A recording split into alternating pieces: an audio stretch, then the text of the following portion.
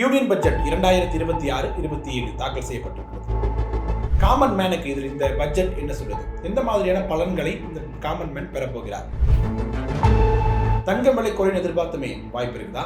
வருமான வரியில் என்ன விதமான மாற்றங்கள் இருக்க போகுது? வேலைக்கு செல்லக்கூடியவர்களுக்கு இது என்ன மாதிரியான பலன் பெற போகிறாங்க? பெண்கள் என்ன மாதிரியான பலன் பெறாங்க? வேலை தேடும் கூடிய இளைஞர்களுக்கு என்ன மாதிரியான செய்தி ஒரு பட்ஜெட் சொல்லுது?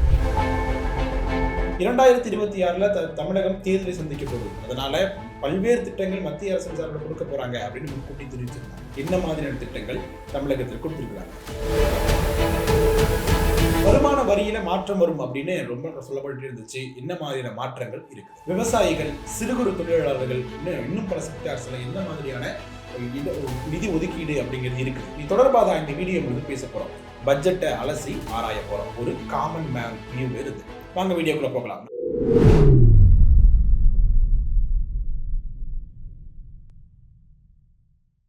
நான் உங்கள் மது கோபாசையில் இருந்து தொடர்ந்து பேசுவோம். யூனியன் பட்ஜெட் 2026-27 நிதி அமைச்சர் நிர்மலா சீதாராமன் அவர்கள் 9வது முறையாக தாக்கல் செஞ்சிருக்கிறார்.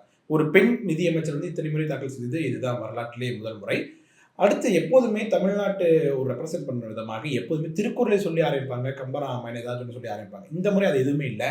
அதற்கு பதிலாக காஞ்சி பட்டு வந்து நம்ம நிர்மலா சீதாராமன் அணிஞ்சிட்டு போனாங்க. அவ்வளோதான் அவங்க அந்த தமிழ்நாட்டை ரெப்ரசென்ட் பண்ணுற விதமாக பேசியது. அதன் பிறகு இதோட பாசிட்டிவ்ஸ் அப்படின்னு பார்த்தோம் அப்படின்னா, ஒரு காமன் மேனா, ஒரு சராசரி மனிதனாக நம்ம கண்ணுக்கு பளிச்சுன்னு தெரியக்கூடிய திட்டங்களோ பெரிய ஒரு இதோ நம்ம கண்ணுக்கு பளிச்சுன்னு தெரியாது. அந்த அளவுக்கு தான் இந்த பட்ஜெட் இருக்குது. பெரும்பாலான திட்டங்கள் ஒரு லாங் டேர்ம்ல வந்து தரக்கூடிய ஒரு பெரிய கோலை நோக்கி பயணிக்கக்கூடிய திட்டங்களாக தெரிஞ்சு சொல்லப்பட்டாலும் கூட ஒரு காமன் மேனாக நம்ம நேரடியாக பயன்பெறக்கூடிய இது நாளைக்கே நமக்கு பயன்பெறும் அப்படிங்கிற அளவுக்கான திட்டங்கள் பெருசாக தெரியல. முக்கியமான விஷயங்கள் சொல்லணும் அப்படின்னா பிசிக்கல் டெபிசிட், அதாவது வருமானத்திற்கும் செலவுக்குமான அந்த இடைவெளி அப்படிங்கிறது 4 புள்ளி சம்திங்காக இருக்கு. ஸோ இது குறைஞ்சிருக்கு. அதனால அரசு வந்து கடன் வாங்கக்கூடிய அளவு அப்படிங்கிறது இன்னும் குறைவதற்கான வாய்ப்பு இருக்கு. இதுக்கு என்ன காரணம் அப்படின்னா, அரசினுடைய வருமானம் இன்னும் அதிகரிச்சிருக்கு. அதுக்கு என்ன அது முக்கியமான காரணம் ஜிஎஸ்டியா இருக்கட்டும்.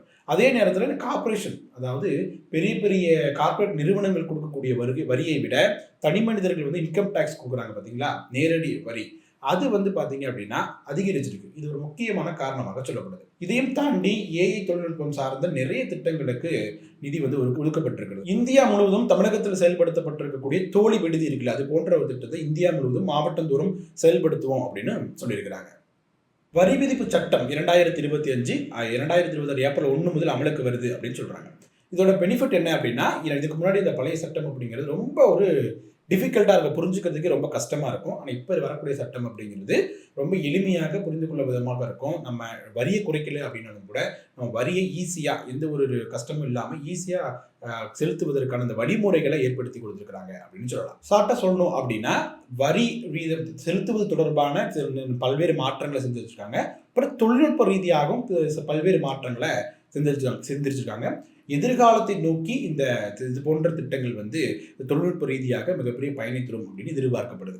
அடுத்ததாக முக்கியமாக ஒரு காமன் மேனாக இந்த பட்ஜெட்டை பார்க்குறோம் அப்படின்னா, நம்ம கண்களுக்கு பளிச்சுன்னு என்ன தெரியணும் அப்படின்னா, வருமான வரியில் எந்த மாதிரியான மாற்றங்கள் செஞ்சுருக்காங்க அப்படின்னா, ஒரு மாற்றமும் கிடையாது. இதற்கு முன்னாடி என்ன மாற்றம், எவ்வளவு வரி செலுத்தப்பட்டிருந்தீங்களோ அதே தான் இப்போவும் செலுத்த போறீங்க. ஆனால் நீங்கள் செலுத்த போகிற அந்த கொடுக்கறதுக்கு வாங்குறதுக்கான அந்த ஒரு இடையில நடக்கும் பார்த்தீங்களா அந்த விஷயம், அதை மட்டும் கொஞ்சம் ஈஸி பண்ணியிருக்காங்க. நீங்கள் ஈஸியாக வரி கொடுத்துலாம் ஆடிட்டரை போய் கன்சல்ட் பண்ணுறது அதெல்லாம் போன்ற ஈஸியான விஷயங்கள் பண்ணியிருக்காங்களே ஒழிய இந்த வருமான வரி செலுத்துவதில் வந்து எந்த வித மாற்றமும் செய்யப்படலை. அதே 12 லட்சம் தான் உச்சவரம்பாக இருக்குது. நிலையான கல்வித்தொகை, அதாவது அந்த 75,000 செலுத்திருந்தீங்க பார்த்தீங்களா, அதுலேயும் எந்த ஒரு மாற்றமும் கிடையாது. அது அப்படியே தொடரப்போகுது அப்படிங்கிறது இது நிறைய பேர் எதிர்பார்த்துட்டு இருந்தாங்க. உச்சவரம்பு வந்து அதிகரிக்கப்படும் அப்படின்னு அதிகரிக்க சொன்னாலும் கூட, இன்னொரு பக்கத்து இந்த நிலையான கல்வி 75,000 வந்து 1 லட்சமாக உயர்த்தப்படும். அதே மாதிரி 80C, அதாவது எதிர்காலத்திற்காக நம்ம சேமித்து வைக்கக்கூடிய தொகைக்கான உச்சவரம்பு, அது வந்து 1.5 லட்சத்திலிருந்து ஒரு 3 லட்சமாகவும் 3.5 லட்சமாக உயர்த்தப்படும் அப்படின்னு சொல்லப்பட்டிருந்துச்சு. ஆனால் அதுவும் ஏமாற்றம் அளிச்சிருக்கு. எந்த ஒரு அது தொடர்பான அறிவிப்புகள் எதுவுமே வரல. இந்த வருமான வரியில இன்னொரு குறிப்பிட்ட ஒரு மாற்றம் நிகழும் எதிர்பார்த்தாங்க. என்ன அப்படின்னா, 2 பேர் இருக்கக்கூடிய ஒரு குடும்பம் இருக்கு அப்படின்னா, ஒருத்தர் வேலைக்கு போறாரு அப்படின்னா ஒரு 12 லட்சம் ரூபாய் வருடம் சம்பளம் வாங்குறாரு அப்படின்னா அவர் எந்த ஒரு வரியும் செலுத்த தேவையில்லை. அதே ஒரு 5 பேர் இருக்க குடும்பம், அவங்களும் ஒரே ஒருத்தர் தான் வேலைக்கு போறாரு, அவரும் வருடம் வந்து 12 லட்சம் ரூபாய் வாங்குறார் அப்படின்னா அவரும் வரி செலுத்த தேவையில்லை. அது ரெண்டுமே ஈக்குவல் ஆகுது. அதாவது 2 பேர் இருக்கக்கூடிய ஃபேமிலியும் 5 பேர் இருக்கக்கூடிய ஃபேமிலியும் ஒரே தராசில் வச்சு பார்க்கப்படுது. இப்போ அந்த வரி அப்படிங்கிற தனிநபருக்காக இல்லாமல் அந்த குடும்பத்திற்காக, குடும்பத்தோடைய அந்த எண்ணிக்கையும் கணக்கில் கொண்டு வரி விதிக்கப்பட வேண்டும் அப்படிங்கிற ஒரு கோரிக்கை இருந்துச்சு. அதை தொடர்பான எந்த அறிவிப்பும் இந்த பட்ஜெட்டில் சொல்லப்படவில்லை. அடுத்து மிக முக்கியமான ஒரு எதிர்பார்ப்பாக இருந்தது என்னன்னா, தங்கம் விலை இதனால குறையுமா? இறக்குமதி வரியை வந்து குறைப்பாங்களா? அப்படின்னு ஒரு எதிர்பார்ப்பு இருந்துச்சு. அது தொடர்பான அறிவிப்புகள் எதுவுமே வரல. இது தங்கம் விலை குறைவதற்கான வாய்ப்பு இந்த பட்ஜெட்டின் அடிப்படையில் தங்கம் விலை குறைவதற்கான வாய்ப்புகள் எதுவும் இல்லை அப்படின்னு சொல்லலாம். அடுத்ததாக இளைஞர்கள் அப்படின்னு மையப்படுத்தி வச்சு பார்க்கும் பொழுது, நிதியமைச்சர்கள் வந்து பேச்சை தொடங்கும் பொழுதே இளைஞர்கள் வேலைவாய்ப்பு உருவாக்குவது தொடர்பாக தான் மையப்படுத்தி பட்ஜெட் இருக்க போகுது அப்படின்னு சொல்லியிருந்தாங்க. பெண்களுக்கான தோழி விடுதிகள் போன்ற இந்த இந்தியா முழுவதுமே மாவட்டந்தோறும் இந்த விடுதிகள் அமைக்கப்படும் அப்படின்னு சொல்லியிருக்கிறாங்க. அப்புறம் ஏஐ தொழில்நுட்பத்திற்கு நல்ல ஃபோக்கஸ் பண்ணி நிறைய திட்டங்களை அடுக்கியிருக்காங்க. அந்த திட்டங்களின் மூலமாக அந்த இளைஞர்களுக்கான இப்போ வேலை வாய்ப்பு அப்படிங்கிற அதிகரிக்கும் சொல்லியிருக்காங்க. அதே நேரத்தில் ஏஐ அப்படிங்கிறது இந்த ரீப்ளேஸ் பண்ணாது. அதாவது இந்த இளைஞர்களுக்கான வேலையை ஏஐ ரீப்ளேஸ் பண்ணக்கூடாது. அது சும்மா உதவி செய்யக்கூடியதாக தான் இருக்கணும். அதை நிறுவனங்கள் உறுதிப்படுத்த வேண்டும் அப்படின்னு சொல்லியிருக்கிறாங்க. விவசாயிகள் அப்படின்னு வச்சுக்கிட்டோம் அப்படின்னா அவங்க எதிர்பார்த்தது என்னன்னா, அந்த உதவித்தொகை 6000 அது இன்னும் அதிகரிக்கப்படும் அப்படின்னு எதிர்பார்க்கப்பட்டது. ஆனால் பெரிய அறிவிப்புகள் ஒன்றும் வரல. இந்த தென்னை தொடர்பான அறிவிப்புகள் சில விஷயங்கள் வந்திருந்தாலும் கூட ஒரு கவரக்கூடிய விதமாக ரொம்ப எக்ஸெப்ட் பண்ணக்கூடிய இந்த உதவித்தொகை உயர்வு அப்படிங்கிறது சாத்தியப்படுத்தப்படலை. இது கொஞ்சம் இந்த விவசாயிகள் வந்து ஏமாற்றம் அளிக்கக்கூடிய பட்ஜெட்டாக தான் இது இருந்திருக்குது. அடுத்து சிறு குறு விவசாயிகள் பார்வையில் பார்க்கும் பொழுது இதுக்கு முன்னாடி பட்ஜெட்டில் 22,000 கோடி அந்த துறைக்காக ஒதுக்கப்பட்டது. ஆனால் வெறும் 7,000 கோடி தான் செலவழிச்சிருக்காங்க. 15,000 கோடி செலவே அளிக்கல. இந்த முறை 10,000 கோடி ஒதுக்கப்பட்டிருக்கிறது. போன முறை ஒதுக்கப்பட்ட தொகை இன்னும் செலவழிக்காமல் இருக்குது. அதுக்கான திட்டங்கள் ஒதுக்கப்படாமல் இருக்கிறது. ஸோ இதே வந்து எம்எஸ்எம்இ தொழிலாளர்கள் அது பார்வையில் பார்க்கும் பொழுதும் இது ஒரு ஏமாற்றம் அளிக்கக்கூடிய பட்ஜெட்டாகத்தான் இருக்குது. அடுத்து மிகப்பெரிய ஒரு முக்கியமான எதிர்பார்ப்பாக இருந்தது என்ன அப்படின்னா, தமிழ்நாட்டின் பார்வையில், அதாவது 2026 தேர்தலில் தமிழ்நாடு சந்திக்க போகுது. ஸோ இந்த நேரத்தில் பீகாரில் 2025 தேர்தல் வந்துச்சு. அப்போ ஒரு பட்ஜெட் தாக்கல் பண்ணாங்க. அதில் எக்கச்சக்கமான திட்டங்கள் பீகாருக்கு கொடுத்தாங்க. ஸோ அதே மாதிரி தமிழ்நாட்டுக்கும் மிகப்பெரிய பட்ஜெட்டில் வந்து மிகப்பெரிய திட்டங்களை வந்து தமிழ்நாட்டுக்கு ஒதுக்க போகிறாங்க. எலெக்ஷனை வந்து இலக்காக வச்சு நிறைய திட்டங்கள் ஒதுக்க போகிறாங்க அப்படின்னு சொல்லப்பட்டது. ஆனால் பெரிய திட்டங்கள் எதுவுமே இல்லை அப்படின்னு சொன்னோம். திட்டங்கள் பெரிய திட்டங்கள் இல்லை, கண்ணுக்கு நல்லா வெளிச்சமாக தெரியக்கூடிய திட்டங்களே இல்லை அப்படின்னு சொல்லலாம். மெட்ரோ ரயிலுக்கான நிதி ஒதுக்கீடு இருக்கும் அப்படின்னு எதிர்பார்க்கப்பட்டது. முதலமைச்சர் அவர்கள் கூட கோரிக்கை வச்சிருந்தாரு. இந்த வரி பகிர்வு வந்து 41% 50% உயர்த்தணும் அப்படின்னு சொல்லியிருந்தாங்க. அதுலேயும் எந்த ஒரு மாற்றமும் செய்யலை. மெட்ரோ ரயிலுக்கான நிதியும் ஒதுக்கீடு செய்யப்படவில்லை. அதற்கு பதிலாக இந்த புல்லட் ட்ரெயின் திட்டம், அது போன்ற விரைவு ரயில் திட்டமுக்காக சென்னை டு பெங்களூரு, சென்னை டு ஹைதராபாத் அதுக்கான ஒரு திட்டம் வந்து வடிவமைக்கப்பட்டிருக்கிறது. அடுத்து அகழ்வாராய்ச்சி சார்ந்த திட்டங்கள் கொடுக்கப்படும் அப்படின்னு எதிர்பார்க்கப்பட்டது. இந்தியாவின் பல்வேறு மாநிலங்களில் அகழ்வாராய்ச்சி செய்ய தொடர்பான திட்டங்களுக்காக நிதி ஒதுக்கீடு செய்யப்பட்டிருக்கு. ஆனால் இங்கே முக்கியமாக கீழடி போன்ற இடங்களுக்காக இந்த அகழ்வாராய்ச்சி தொடர்பான திட்டங்கள் ஒதுக்கப்படவில்லை அப்படிங்கிறது மிகப்பெரிய ஏமாற்றத்தை கொடுக்குது. இன்னொரு முக்கியமான விஷயம் என்னன்னா, அரிய வகை கனிமங்களை வந்து ஆராய்ச்சி செய்து எடுப்பதற்கான ஒரு வழி தோன்றலை வந்து ஏற்படுத்தியிருக்காங்க.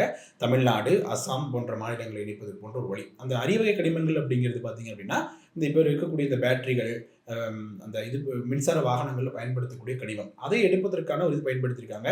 இந்த இடத்துல வந்து ஒரு கிளாஸ் நடக்கிறதுக்கான வாய்ப்புகள் நிறையாவே இருக்குது மத்திய மாநில அரசுகளுக்கு இடையே. இது வந்து தோண்டி கனிம வளங்களுக்காக மட்டும் தமிழகம் சுரண்டப்படும் விதமாகத்தான் இந்த திட்டம் இருக்கும் அப்படின்னு தமிழகத்தின் அரசு விமர்சகர்கள் பார்வையில் சொல்லப்படுது. ஓகே மக்களே, நம்ம வீடியோவோட இறுதி பகுதிக்கு வந்துட்டோம். 1.5 மணி நேரம் வாசிக்கப்பட்ட பட்ஜெட் மொத்தம் 53 லட்சம் கோடி ரூபாய். அதில் மொத்த கணக்கு வழக்கு பார்த்தோம்னா இதெல்லாம் நமக்கு எதுவுமே தேவையில்லை. ஒரு காமன் மேனாக நம்ம பார்க்கும் பொழுது வருமான வரியில் ஏதாவது மாற்றம் இருக்கும் அப்படின்னு எதிர்பார்க்கப்பட்டது. உச்சவரம்பு வந்து அதிகரிக்கப்படலை அப்படின்னாலும் கூட ஏடிசி இல்லாட்டி நிலையான கழிவுத்தொகை வந்து அதிகரிக்கப்படும் அப்படின்னு சொல்லப்பட்டது. அதிலும் ஏமாற்றமே மிஞ்சியது. சிறு குறு தொழில் அப்படிங்கிறது இந்திய ஜிடிபியில் மொத்தம் 30% பங்களிப்பு செலுத்துறாங்க. ஆனால் அவங்களுக்கு வெறும் 10,000 கோடி தான் ஒதுக்கீடு பண்ணியிருக்காங்க. போன முறை ஒதுக்கி 22,000 கோடியில் வெறும் 7,000 கோடி தான் செலவழிச்சிருக்கிறாங்க. இந்திய கலாச்சாரத்தில் பெரும் பங்கு வகிக்கக்கூடிய தங்கம், அதற்கான இறக்குமதி வந்து வரி வந்து குறைக்கப்படும் அப்படின்னு எதிர்பார்க்கப்பட்டது. அதுலேயுமே ஏமாற்றம் தான் மிஞ்சி இருக்குது. தமிழ்நாடு ரிலேட்டடாக பார்க்கணும் அப்படின்னா, தமிழ்நாடுக்கான இதுக்கு முன்னாடி 2025 தேர்தல் பீகார் தேர்தல் தொடர்பாக உங்களுக்கு லட்சக்கணக்கான கோடிகளுக்கான திட்டங்கள் ஒதுக்கப்பட்டது. ஆனால் தமிழ்நாட்டிற்கு உட்கட்டமைப்பில் சிறந்திருக்கக்கூடிய அந்நிய முதலீட்டு அதிகமாக இருக்கக்கூடிய மிகப்பெரிய அளவில் ஜிஎஸ்டி கட்டக்கூடிய தமிழ் மாநிலமாக இருக்கக்கூடிய தமிழ்நாட்டிற்கு போதிய திட்டங்கள் ஒதுக்கப்படவே இல்லை. முதல்வர் அவர்கள் அறிக்கை விட்டது போலவே அந்த ஜல்ஜீவன் மிஷன் திட்டம் தொடர்பான விஷயங்கள், இன்னும் பலவேறு திட்டங்களுக்கு, அதாவது வரி பகிர்வில் 50% வேண்டும் என்று கேட்டிருந்தார். அது தொடர்பான எந்த ஒரு அறிவிப்புமே இல்லை அப்படிங்கிறது பெருத்த ஏமாற்றத்துக்கு வரக்கூடியதாக தான் இந்த பட்ஜெட் நமக்கு வந்திருக்கு. இருந்தாலும் கூட லாங் டேர்ம்ல சில திட்டங்கள் ஒதுக்கப்பட்டிருக்கு அப்படின்னு சொன்னாலும் கூட வேலைவாய்ப்பு திட்டம் தொடர்பாக சில திட்டங்கள் ஒதுக்கப்பட்டிருக்கு அப்படின்னு சொல்றாங்க. இந்தியாவில் மொத்தம் 65% பேர் 35 வயதுக்கு கீழே இருக்கிறாங்க. அப்படி இருக்கும் பொழுது அதற்கு அந்த ஃபோக்கஸ், அந்த வேலைவாய்ப்பு தொடர்பான ஃபோக்கஸ் அப்படிங்கிறது ரொம்ப மெயினாக இருந்திருக்கணும். அந்த அளவுக்கு இந்த பட்ஜெட் இளைஞர்கள் நலன் சார்ந்து இருக்குதா அப்படின்னா அதுவும் கேள்விக்குறியாக தான் இருக்கு அப்படின்னு சொல்லலாம். முக்கியமாக ஒரே விஷயம் சொல்லலாம், இந்திய அந்த கல்வி கடனுக்கான வட்டி விகிதத்தை 5% 2% குறைச்சிருக்காங்க அப்படிங்கிற விஷயம் பாராட்டக்கூடியதாக இருக்குது. ஸோ ஒரு காமன் மேன் பார்வையிலிருந்து நீங்க இந்த பட்ஜெட்டை எப்படி பார்க்குறீங்க? உங்களுக்கு விலைவாசி அப்படிங்கிறது ஒரு முக்கியமான ஒரு பிரச்சனையா இருக்கும். விலைவாசி அப்படிங்கிறது குறையணும் அப்படின்னா கண்டிப்பாக இந்திய ரூபாயின் மதிப்பும் அதிகரிக்கணும். இப்ப டாலருக்கு நிகரான இந்திய ரூபாயின் மதிப்பு அப்படிங்கிறது 92 ரூபாயா இருக்கு. நீ $1 கொடுத்தீங்கன்னா நீ 92 ரூபாய் காசு வாங்கிக்கலாம். அவ்வளோ மதிப்பு வீழ்ச்சி கிடக்குது. இதை சரி பண்ணும் வரைக்கும் நம்மளுடைய விலை ஏற்றம் அப்படிங்கிறது கட்டுக்குள் இருக்க போறது கிடையாது. அதை சரி பண்ணதுக்கு அப்புறம் தான் ஒரு காமன் மேன், ஒரு மிடில் கிளாஸ், ஒரு லோயல் மிடில் கிளாஸுக்கு ஒரு சிறப்பான பட்ஜெட்டை தரக்கூடியதாக இந்த யூனியன் பட்ஜெட் அமையும். இதற்கான என்ன மாதிரி திட்டங்களை மத்திய அரசு எடுக்க போகுது அப்படின்னு பொறுத்திருந்து பார்க்கலாம். நீங்க என்ன நினைக்கிறீங்க மக்களே? யூனியன் பட்ஜெட் சரியாகத்தான் இருக்குதா? காமன் மேனுக்கான திட்டங்கள் வகுக்கப்பட்டிருக்குதா? இல்ல உங்களோட கருத்துக்கள் என்ன அப்படிங்கிறத கமெண்ட் செக்ஷன்ல சொல்லுங்க. வீடியோ பிடிச்சிருந்தா லைக் பண்ணுங்க, ஷேர் பண்ணுங்க, கோபாசா யூடியூப் சேனலை சப்ஸ்கிரைப் பண்ணிக்கோங்க. தொடர்ந்து பேசுவோம். நன்றி.